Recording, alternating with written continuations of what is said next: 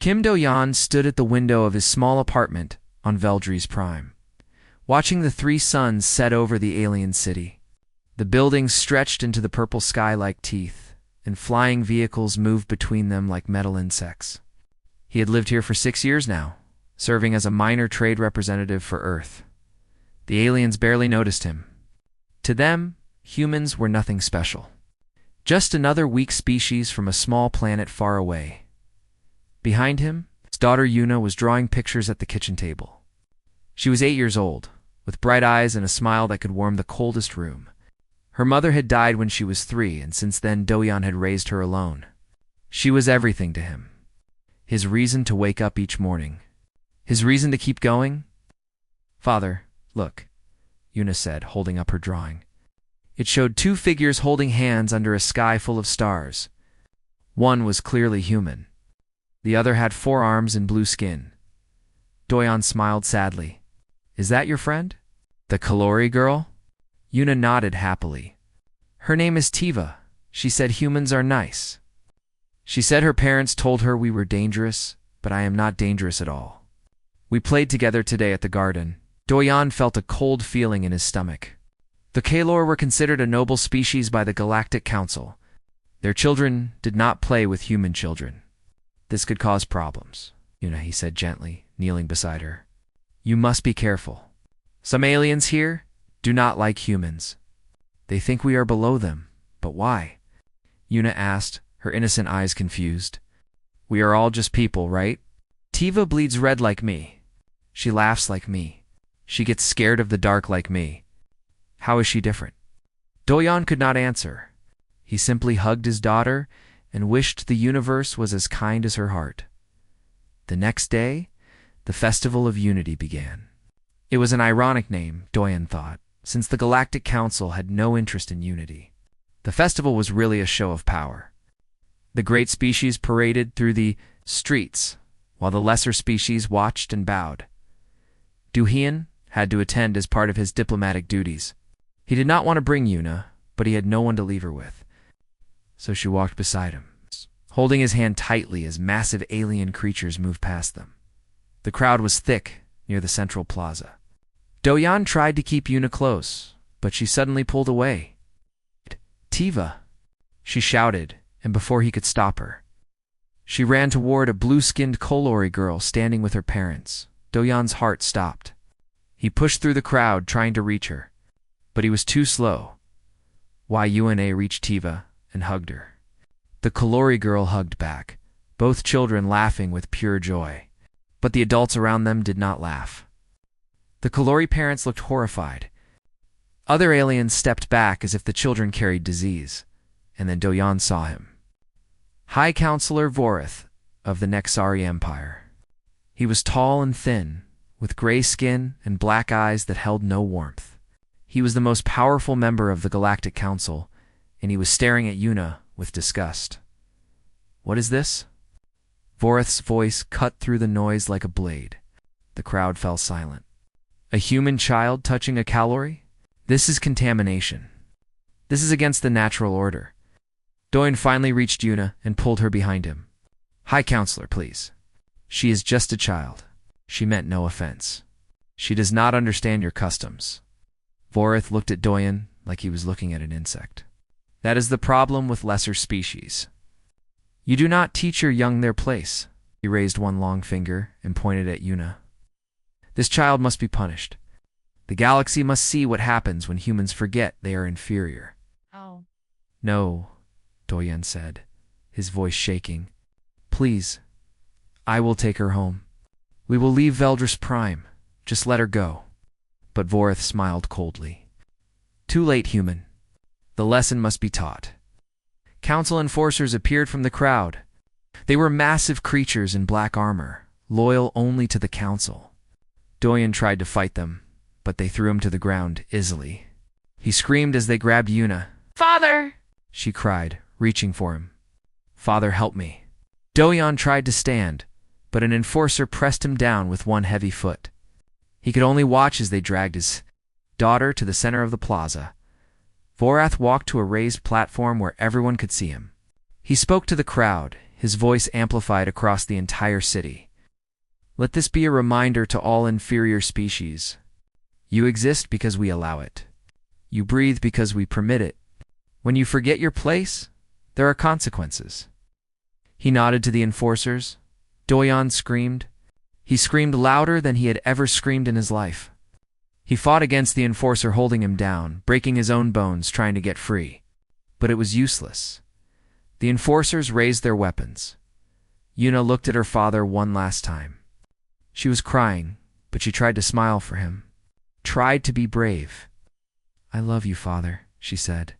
The weapons fired. Doyun's world ended. Everything he loved, everything he lived for, was gone in a flash of light. His daughter's small body fell to the ground, and something inside him died with her. The enforcers released him. He crawled to Yuna and held her broken body in his arms. Around him, some aliens laughed. Others looked away. A few, very few, seemed horrified. Dojan did not notice any of them.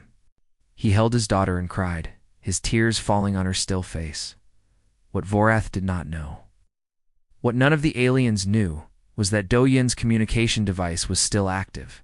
It had been broadcasting everything to Earth, every human across. The galaxy had watched the murder of an innocent child. And in that moment, something changed. On Earth, Admiral Park Sun-ho sat in his command center, tears running down his old face. Around him, officers wept openly. But beneath their grief, something else was growing. Something cold and terrible. Sun-ho picked up his communicator and spoke words that had not been spoken in 1,000 years. Begin protocol, Lazarus. Wake the fleet. Wake all of them. Across the solar system, lights began to turn on in places that had been dark for centuries. On the moon, ancient machines started to move. On Mars, ice began to melt. In the darkness between planets, massive shapes stirred from their long sleep. And on Veldris Prime, still holding his daughter's body, Doyon whispered a promise. They will pay, Yuna. I swear to you. They will all pay. Above the city, human ships began leaving orbit one by one. They did not attack. They did not speak. They simply left, returning to Earth. The aliens watched them go and laughed. The humans were running away, they thought. The weak species was afraid. They could not have been more wrong. The humans were not running. They were preparing. And when they returned, the galaxy would learn why ancient records called them the most dangerous species ever born among the stars. 1 week had passed since Yuna's death. 1 week since the galaxy had shown humanity its true face. And in that week, everything changed. Deep beneath the Himalayan mountains, in a bunker that appeared on no map, Earth's true leaders gathered. They were not politicians or diplomats. They were soldiers, scientists, and keepers of humanity's greatest secret. Kim Do-yeon stood before them. His face was empty of emotion, but his eyes burned with cold fire. He had not slept since holding his daughter's body. He had not eaten. He existed now for only one purpose. General Cho Murray watched him from her seat at the long table. She was 60 years old, with gray hair cut short and a face marked by decades of service. She commanded Earth's Hidden Defense Command, a force that officially did not exist. The Council believes we are broken, Do-yeon said, his voice steady despite everything. They believe we are hiding in fear. They are already planning to come finish us.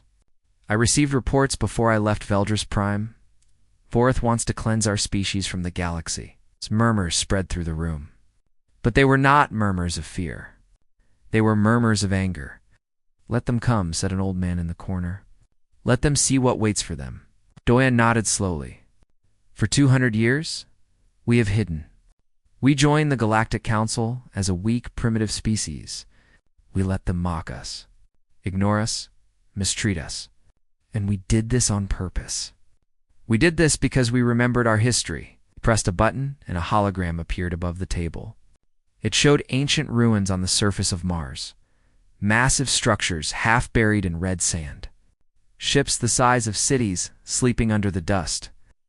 500 years ago, our first explorers reached Mars, Do-yeon continued. They found these ruins. Human ruins. Millions of years old. We learned a terrible truth that day.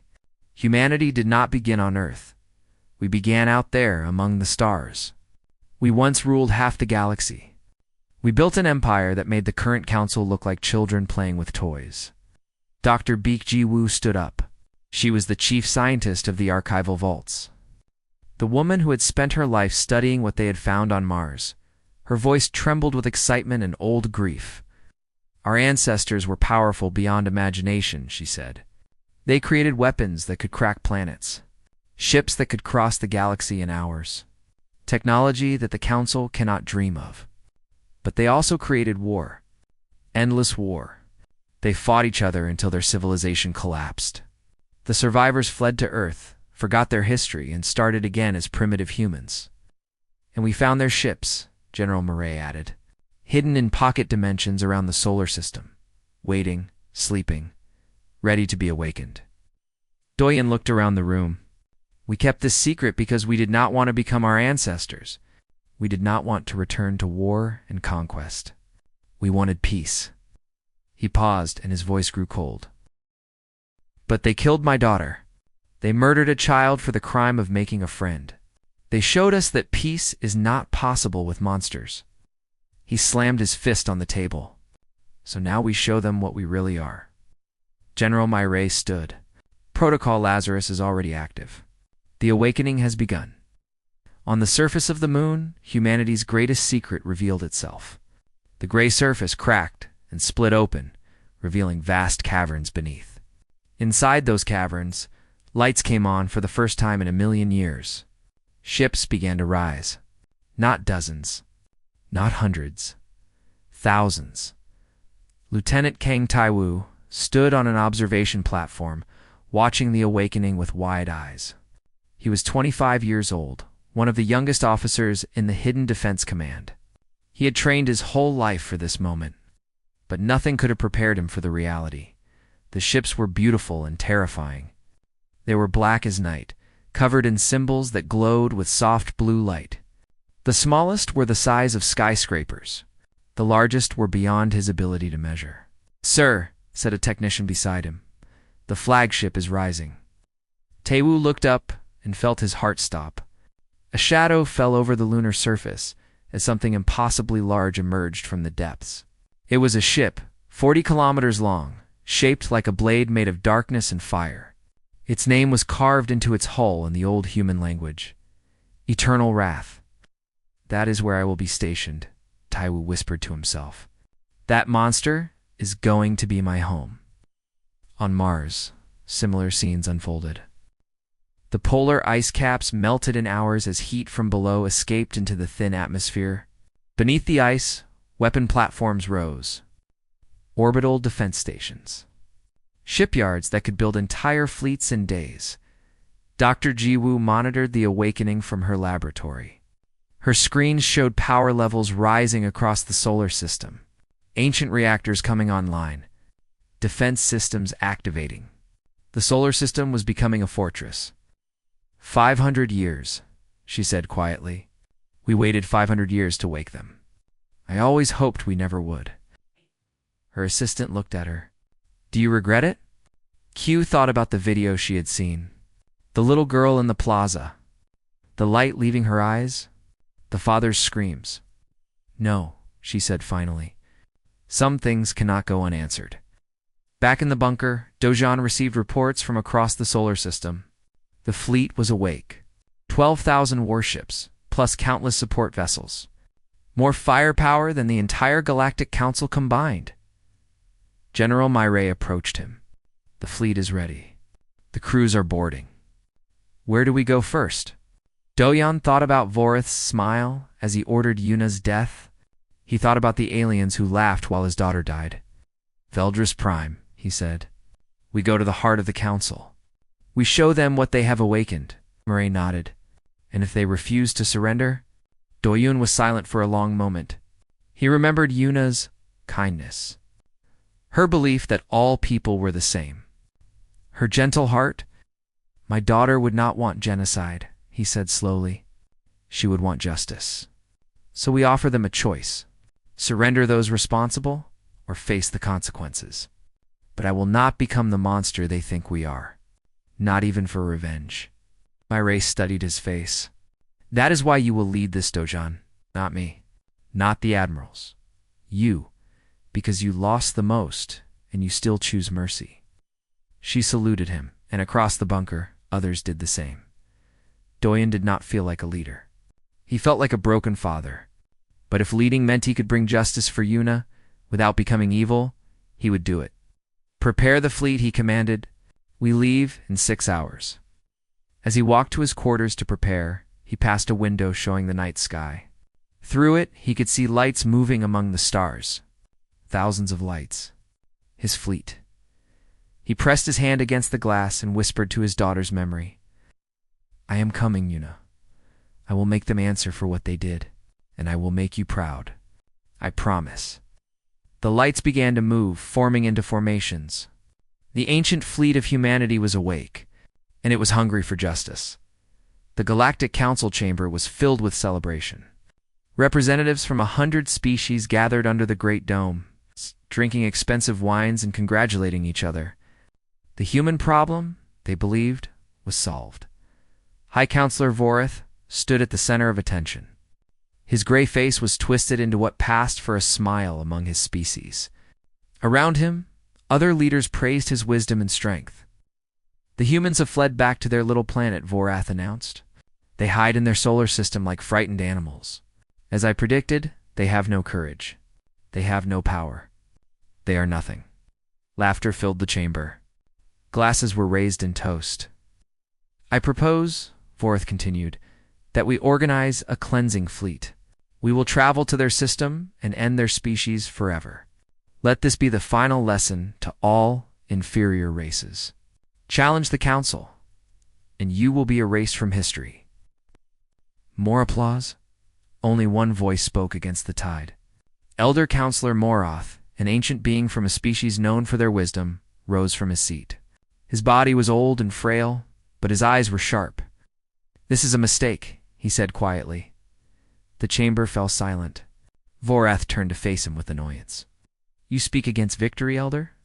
Moroth shook his head slowly. I speak from memory. Long memory. My species has existed for 2 million years. We have records from before the Council existed. And in those records, there are warnings about humans. Some delegates laughed nervously. Vorath waved his hand dismissively. Ancient superstitions. Humans are weak. We have seen their technology. They are centuries behind us. Have we? Moroth asked. Have we truly seen their technology? Or have we seen only what they chose to show us? He looked around the chamber. In all my years, I've noticed something strange about humans. They never fight back. They accept every insult, every injustice. They smile and bow and retreat. Does that seem natural to you? Or does it seem deliberate? Voreth's smile faded slightly. You suggest they have been hiding their strength? I suggest we know nothing about them at all. And that frightens me more than any fleet.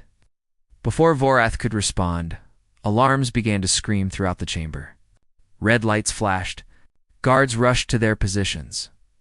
What is happening? Vorath demanded. A technician ran to him, her face pale with terror. High Counselor, a ship has appeared in restricted space, directly above the Council dome. It passed through all our defenses without triggering a single alarm. Possible, Voreth said. Nothing can penetrate our shields. The ship is human, sir. The great dome above them flickered as its screens activated, showing the space above Veldris Prime. There, floating impossibly close to the planet's surface, was a single human vessel. It was small compared to Council warships, sleek and black. It should not exist where it was. A voice filled the chamber. Female. Human. Cold as ice. Galactic Council. This is Captain Han Yunji of the human vessel Silent Grief. I am here to deliver a message from Earth. You will listen. Voreth laughed, though his voice shook slightly. One ship. You send one ship to threaten us? We have 10,000 vessels in this system alone. You are nothing. I am not a threat, Captain Yunji replied. I am a warning. What comes after me? ... That is the threat. The screens flickered again, and then the delegates began to scream. Space above Veldris Prime was tearing open. Not in one place. In thousands of places, holes appeared in reality itself, and through those holes came ships. Black ships covered in glowing symbols. Ships the size of moons. Ships that blocked out the stars. Kim Do-yan stood on the bridge of the eternal wrath, watching the council world grow larger in the view screen. Around him, 12,000 warships took their positions. They had crossed the galaxy in hours using technology the council could not imagine. Open a channel, he said quietly. The communication officer nodded. Channel open, sir. Do-yan stepped forward. His face appeared on every screen in the council chamber, in every ship in the system, on every world that received the signal. I am Kim Do-yan, he said. 1 week ago, you murdered my daughter. Her name was Yuna. She was 8 years old. She wanted to be a teacher when she grew up. She believed that all people were equal. She showed kindness to a stranger, and you killed her for it. His voice remained calm, but tears ran down his face. You think we are weak? You think we are primitive? You are wrong. Humanity once ruled half this galaxy. We built the technology you now see around your world. We stepped back from power because we wanted peace. We hid our strength because we hoped we would never need it. We paused. You have woken us. Now learn what that means. He gestured, and tactical data appeared on every council screen. The data showed power levels of the human ships. It showed weapon capabilities. It showed shield strength. Every number was impossible. Every measurement was beyond anything the council had seen. I will give you one chance, Do-yan continued. Surrender High Counselor Voroth and everyone involved in my daughter's murder. Do this within 1 hour, and we will leave peacefully. Refuse, and I will take them myself. Along with your fleet, your stations, your pride. In the council chamber, Voroth had recovered his composure. His face twisted with rage. You dare threaten the council? You bring your primitive toys and think you can frighten us? He turned to his generals. All ships attack. Destroy these human fools. Show them the power of the Galactic Council. The council fleet moved. 3,000 warships surged toward the human formation. They were the finest vessels of 100 worlds, crewed by the best warriors of 100 species. The battle lasted 11 minutes. Lieutenant Kang Tai-Wu watched from his station on the Eternal Wrath as the enemy fleet approached. He was terrified. He had never seen combat before. Then the human weapons fired. Beams of light that moved faster than thought cut through council ships like they were made of paper. Missiles that appeared out of nowhere turned mighty warships into expanding clouds of gas.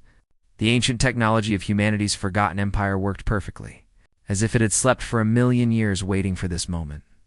The council ships tried to fire back, but their weapons simply bounced off human shields. They tried to retreat, but human vessels blocked every escape route. They tried to surrender, but no one was listening. When it was over, 3,000 council ships were gone. Not damaged, not defeated, gone, erased from existence. The human fleet had not lost a single vessel. Do-yan's face appeared on the screens again. His expression had not changed. That was your fleet, he said simply. Your greatest military power, and it took us 11 minutes. You now have 49 minutes left to surrender Voroth. Do not waste them, the council chamber panic ruled. Delegates fled for the exits. Guards abandoned their posts. Voroth stood alone at the center, staring at the screens with wide eyes. Elder Morath approached him slowly. I told you, he said. I told you we knew nothing about them. And now you have doomed us all. Voroth said nothing. For the first time in his life, he had no words. He had no plans. He had only fear above Veldris Prime. The human fleet waited, patient, unstoppable, ready to deliver the justice that Yuna's death demanded. 3 months had passed since the Battle of Veldris Prime. 3 months since the Galactic Council had learned the meaning of fear. High Counselor Vorath had escaped before Doyan's deadline ended. He had fled to his homeworld of Nexer Prime, leaving his allies to face human justice alone. Those who had participated in Yuna's murder were captured one by one. They would face trial before the entire galaxy. But Vorath remained free. And as long as he lived, Doyan's mission was not complete. The human fleet moved through Council space like a storm. But it was not a storm of destruction. It was something the aliens had never seen before. It was justice. Sergeant Ohana led a ground force on the planet Kelver, a world where the Council had kept slave species for generations. She was 30 years old, strong and quick, with a scar across her face from training accidents. Her soldiers followed her with absolute loyalty. The Kelver garrison surrendered without a fight. Their commander, a Nexery general, fell to his knees when human dropships appeared in the sky. "Please," he begged. "Please do not kill us. We will give you anything." Hannah looked at him with cold eyes. "We do not want your treasures. We want your prisoners." The general led them to the slave pits. Massive underground chambers where thousands of beings from conquered species lived in chains. When the humans opened the doors, the slaves could not believe their eyes. "You are free," Hannah told them through a translator. "The humans have come. No one will chain you again." An old woman from one of the slave species approached Hannah slowly. Her body was broken from years of hard labor, but her eyes were bright with tears. "Why?" she asked. "Why do you help us? We are nothing to you."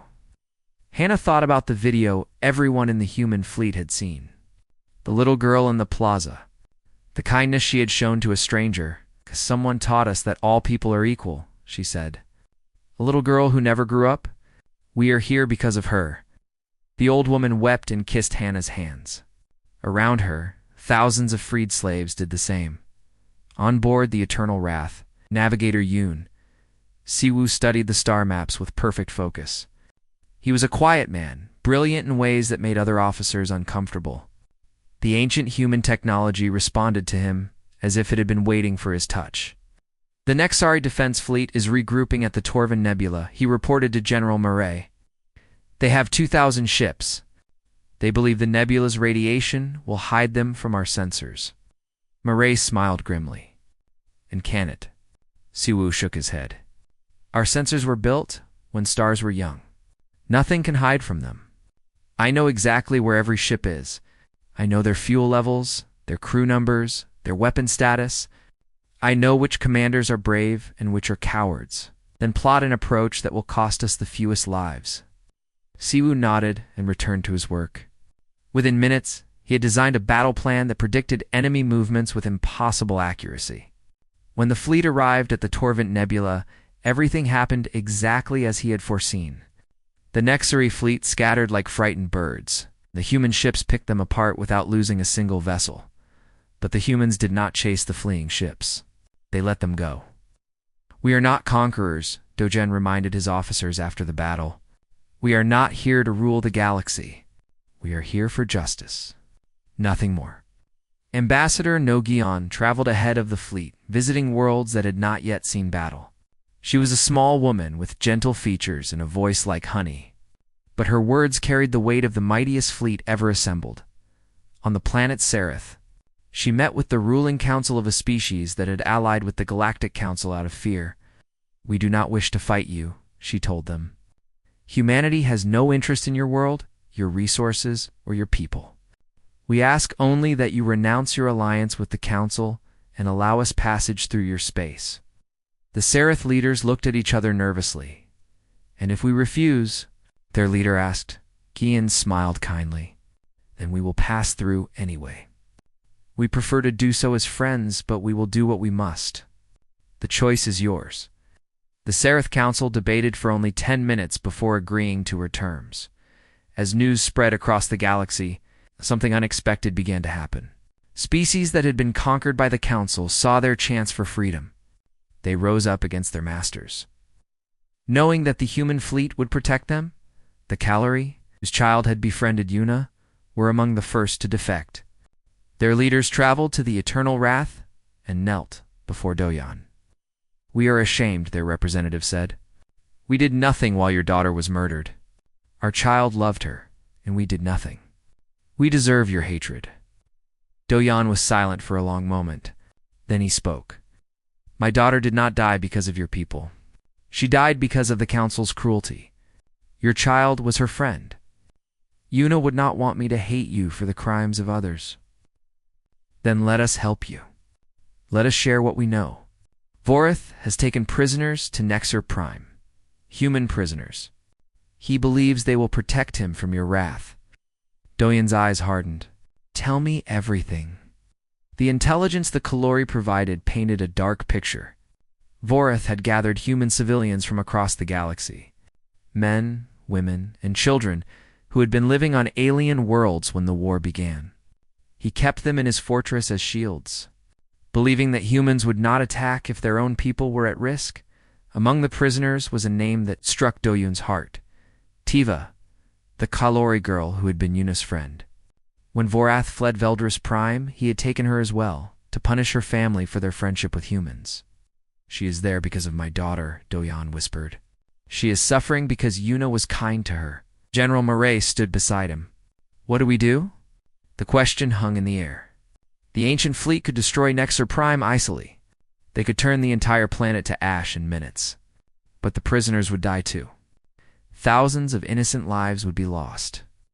My ancestors faced this choice, Doyan said slowly. They chose destruction. They burned worlds and erased species. That is why their empire fell. That is why we had to start over on Earth. He turned to face his officers. I will not repeat their mistakes. I will not buy justice with innocent blood. Not even for Yuna. He straightened his shoulders. We go to Nexer Prime. We rescue the prisoners. And we take Vorath alive to face trial. Murray nodded slowly. The fleet will follow your command, even to darkness. But you have chosen light.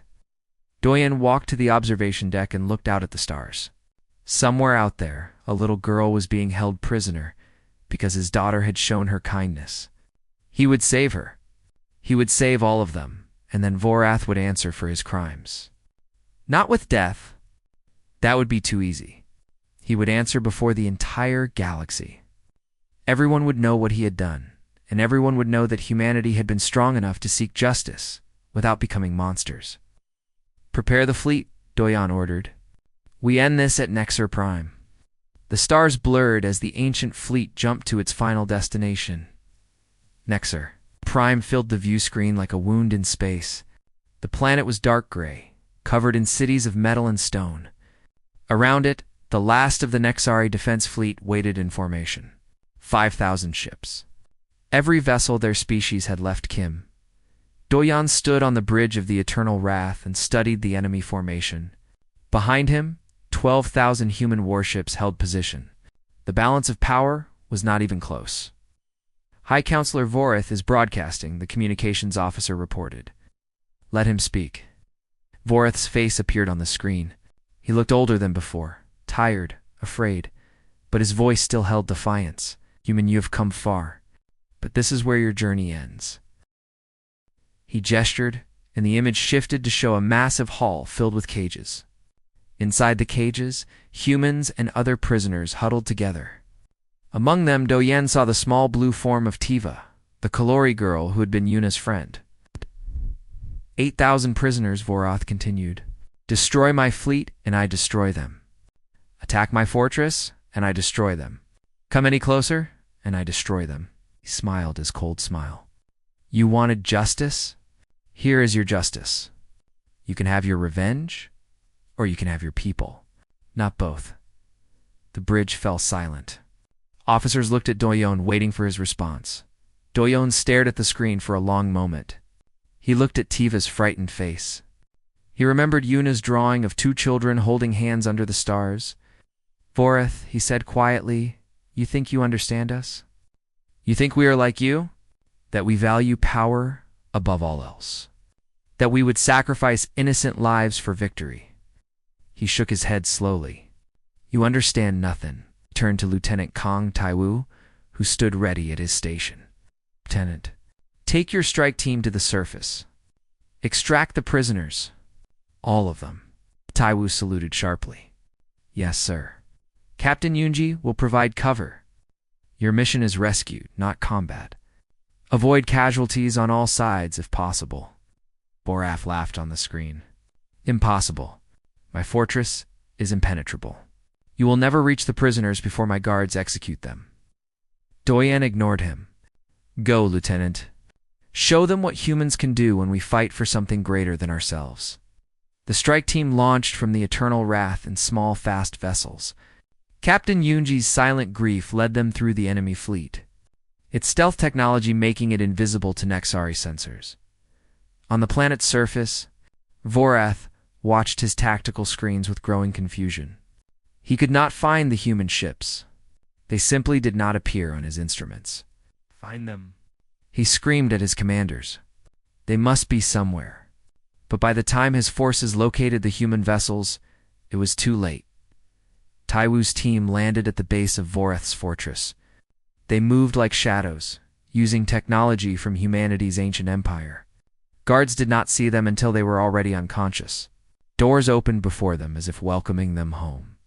Inside the prison hall, the captives heard sounds of fighting in the distance. Explosions, screams, then silence. The doors burst open. Human soldiers poured in, moving directly to the cages.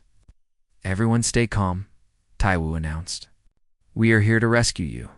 Follow our instructions, and you will be safe. A human woman grabbed his arm. Are you real? Please tell me this is real. Taiwu smiled beneath his helmet. It is real. You are going home. Tiva cowered in the corner of her cage as a human soldier approached. She was terrified. She had heard stories about human revenge. She expected death. But the soldier knelt gently and spoke softly. Tiva, your friend Yuna told you that humans are nice. She was right. We are here to save you. Tiva's eyes filled with tears. Yuna? You knew Yuna? Everyone knows Yuna. She is why we are here. Come with me. Her father is waiting. The evacuation took 40 minutes. Every prisoner was extracted without a single casualty.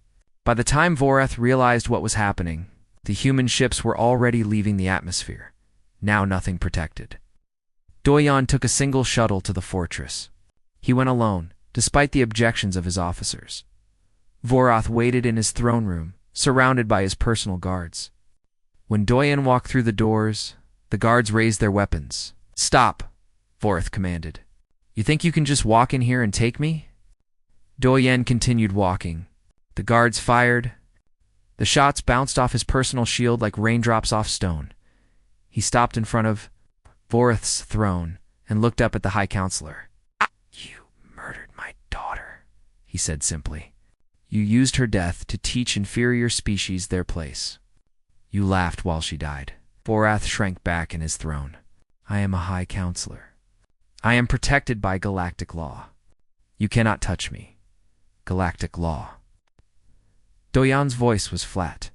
The law that allowed you to execute a child in public, the law that permitted slavery and conquest and genocide, that law means nothing to me.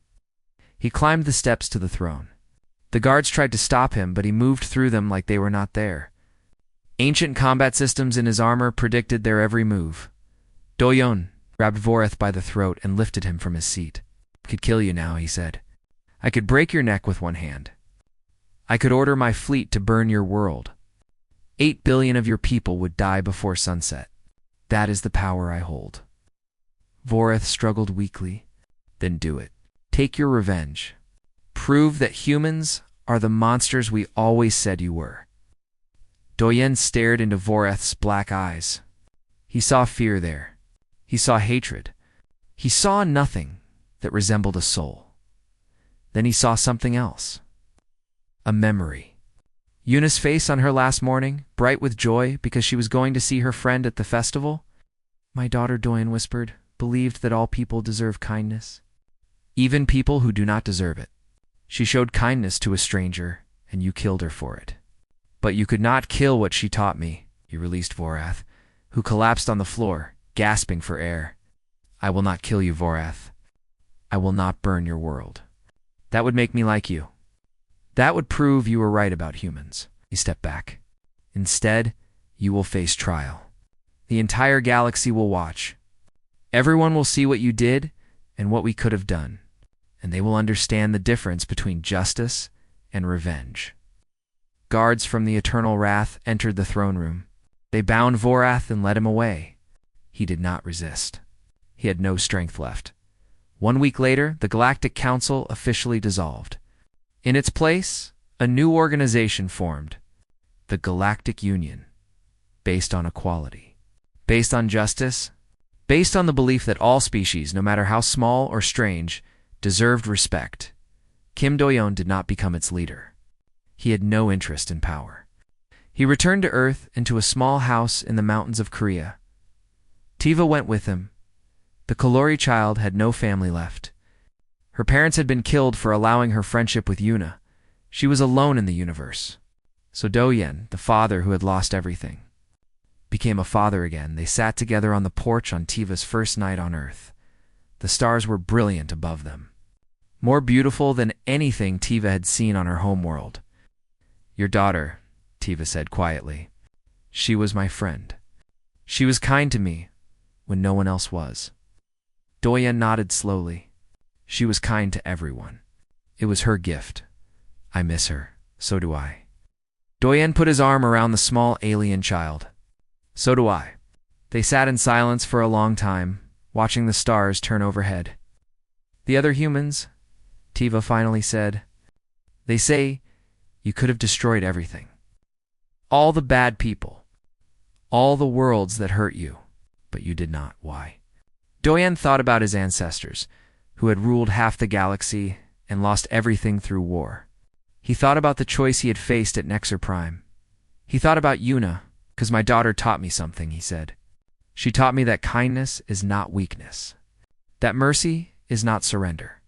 That the strongest thing you can do is to have all the power in the universe and choose not to use it for evil." Ow.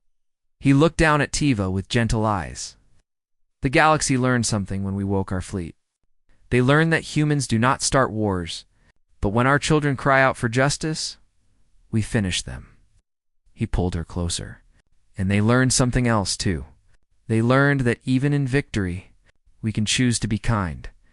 Tiva rested her head against his shoulder. "Yuna would be proud of you," she whispered. Do-yeon looked up at the stars and smiled for the first time in months. "I hope so," he said. "I really hope so."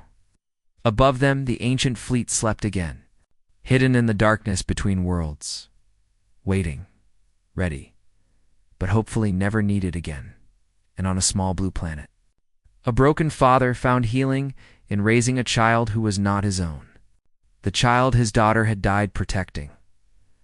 Some endings are not happy, but some endings are right. This was both.